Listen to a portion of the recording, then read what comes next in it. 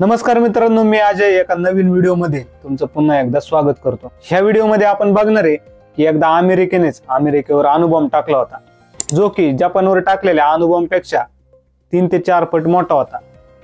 काय झालं होतं नक्की बघूया ह्या व्हिडिओमध्ये। जगाने आतापर्यंत 2 महायुद्ध बघितलेली आहेत आणि अधूनमधून आज पण कुणाचं ना कुणाचं काय ना काय चालूच असतं। ही गोष्ट दुसऱ्या महायुद्धानंतरची आहे। दुसऱ्या महायुद्धात अमेरिका, ब्रिटन आणि सोव्हिएत रशिया एका गटात होते, म्हणजे एक टीम होते, तर दुसऱ्या गटात जर्मनी, इटली, जपान हे होते। दुसऱ्या महायुद्धात अमेरिका, ब्रिटन आणि रशिया यांनी समोरच्या पार्टीला हरवलं खरं, पण त्यानंतर ह्यांचंच एकमेकांबरोबर पटना झालं, एकमेकांच्यात खटके उडाले, ह्यांच्यात चालू झाले आणि त्यातल्या त्यात अमेरिका आणि रशिया यांचा तर 36चा आकडा झाला। त्यानंतर त्यांच्यात कोल्ड वॉरची परिस्थिती निर्माण झाली। कोल्ड वॉर म्हणजे काय असतं, डायरेक्ट आर्मी न पाठवता काही ना काही बारीक सारीक खटापटी करत राहायचं, त्यालाच आपल्या भाषेत कोल्ड वॉर म्हणायचं। ही झाली सोप्या भाषेतली याची व्याख्या, जास्त डीप मध्ये जाऊ नका। ह्यात अमेरिकेने नुकताच जपानवर अणुबॉम्ब टाकला होता, त्यामुळे न्यूक्लिअर अटॅक होण्याचे चान्सेस पण होते। आता हे सगळं सांगण्याचं कारण म्हणजे पुढे या न्यूक्लिअर अटॅकच्या भीतीमुळेच अमेरिकेने स्वतःच्याच जमिनीवर चुकून अणुबॉम्ब टाकला, म्हणजे तो चुकून पडला। त्यासाठी बॅकग्राऊंड मध्ये काय झालं होतं हे सांगणं महत्वाचं आहे। तर आता मेन गोष्ट सुरू होते। साल होतं 1961, जानेवारीचा महिना होता। अमेरिकेच्या 35व्या प्रेसिडेंट पदी नुकतीच जॉन एफ केनेडी यांची निवड झाली होती। ह्या बाबाचं नशीब पण खराब म्हणून 3 दिवसांनी एवढी मोठी घटना घडली। झालं असं की अमेरिका आणि सोव्हिएत रशिया यांच्यात कोल्ड वॉर असल्यामुळे त्यावेळी अमेरिकेचं B-52 न्यूक्लिअर मिसाईल घेऊन अटॅक करणार विमान हवेत फिरत असायचं, ते कंटिन्यू हवेत असायचं। कारण काय, तर तिकडून जर रशियाने कधी चुकून न्यूक्लिअर अटॅक केला तर आपल्या ह्या विमानातूनच, जे की सारखं हवेत असायचं, त्यातून मिसाईल सोडून डायरेक्ट अटॅक करता येईल। बरं, काय साधं सुद्धा विमान नव्हतं बरं का, न्यूक्लिअर मिसाईल घेऊन जाणार हे विमान होतं। हे विमान अटलांटिक समुद्र किनाऱ्यावर गिरट्या घालत असायचं आणि हे सगळं US मिलिटरीच्या डेली रुटीनचा एक भाग होतं। असाच एक नॉर्मल दिवस होता। विमानाची एक चक्कर मारून झाली होती। हवेत सलग 10 तास उडत असल्यामुळे त्यातलं फ्युल आता संपत आलं होतं, पण खाली न उतरता ह्या विमानात हवेतल्या हवेतच फ्युल भरायचं ठरलं गेलं। तुम्ही बघितलं असेल बऱ्याच व्हिडिओमध्ये की हवेतल्या हवेत सुद्धा विमानांमध्ये रिफ्युलिंग करता येतं।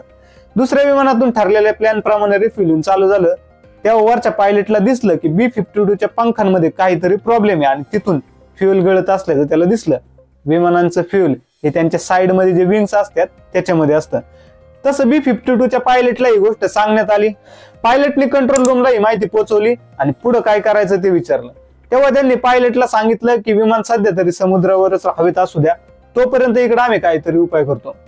त्यांचं हे सांगण्याचा उद्देश एवढाच होता की जर विमानाचा ऍक्सिडेंट झाला किंवा त्यातला जे बॉम्ब आहे त्याचा स्फोट वगैरे जर काही झाला तर जमिनीवर न होता तो समुद्रातच व्हावा। तोपर्यंत विमानात 18,000 लिटर फ्युएल संपलं होतं। आता विमानाला खाली उतरवणे वाचून पर्याय नव्हता।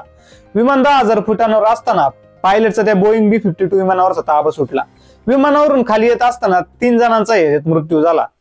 3.8 टन वजनी अणुबॉम्ब घेऊन फिरणार हे विमान, हे बॉम्ब एवढे मोठे होते मित्रांनो की जपानवर टाकलेल्या अणुबॉम्बपेक्षा याची साईज तिप्पट होती। त्यामुळे जर हे बॉम्ब पुढे पडले असते तर तिथल्या जागेचं तर सोडा, पण आजूबाजूच्या कित्येक किलोमीटर पर्यंत एक चिटपाखरू सुद्धा जिवंत राहिलं नसतं। या बॉम्ब बद्दल सांगायचं म्हणजे तर मार्क 39 थर्मोन्यूक्लिअर बॉम्ब असलेले हे 2 बॉम्ब 3.8 टन इतक्या कॅपॅसिटीचे बॉम्ब होते। जमिनीवर पडल्या त्याचा स्फोट होईल असं त्यांना बनवलेलं गेलेलं नव्हतं, कारण त्या बाबतीत या बॉम्बची कॅपॅसिटी बघतात त्यात बरीच खबरदारी घेण्यात आली होती। त्या बॉम्ब मध्ये एक स्विच बसवण्यात आला होता, जो वर ओढला तरच तो बॉम्ब ऍक्टिव्हेट होणार होता। दोन्ही बॉम्ब विमानातून खाली पडले तेव्हा त्यातल्या एका बॉम्बचं पॅराशूट उघडलं तर दुसऱ्या बॉम्बचं पॅराशूट उघडलंच नव्हतं। ज्या बॉम्बचं पॅराशूट उघडलं होतं त्यातली सगळी सिस्टीम ही ऑन झाली होती।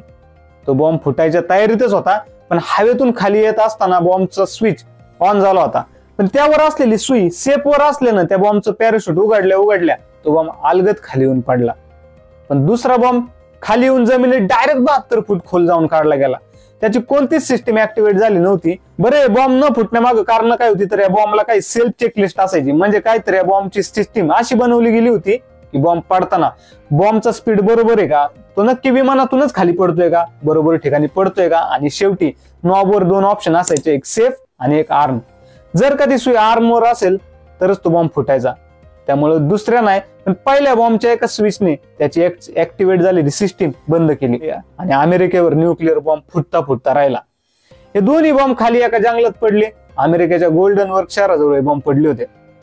जेव्हा बॉम्बची शोधाशोध करण्यात आली तेव्हा पॅराशूट उघडलेला बॉम्ब जमिनीवर सापडला, तर पॅराशूट न उघडलेला बॉम्ब जमिनीत सापडला। दोन्ही बॉम्ब अमेरिकेच्या जमिनीवर पडले, पण फक्त नशीब बलवत्तर म्हणून ते फुटले नाही.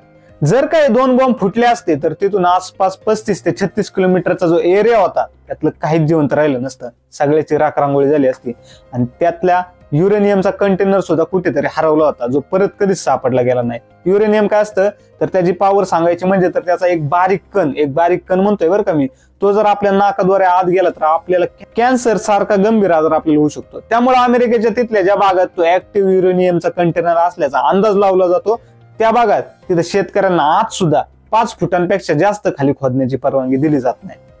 तर ही होती गोष्ट मित्रांनो अमेरिकेने अमेरिकेवर चुकून टाकलेल्या अणुबॉम्बची. तुम्हाला हा व्हिडिओ कसा वाटला मला खाली कमेंट करून नक्की सांगा. व्हिडिओ कसे बनतात ते, व्हिडिओ तुम्हाला आवडतात का नाही, आणि व्हिडिओमध्ये बोलताना वगैरे काय चुकतंय का सगळं सांगा, जेणेकरून या चुका मी सुधारेल आणि पुढं चांगला व्हिडिओ तुमच्यासाठी बनवेल.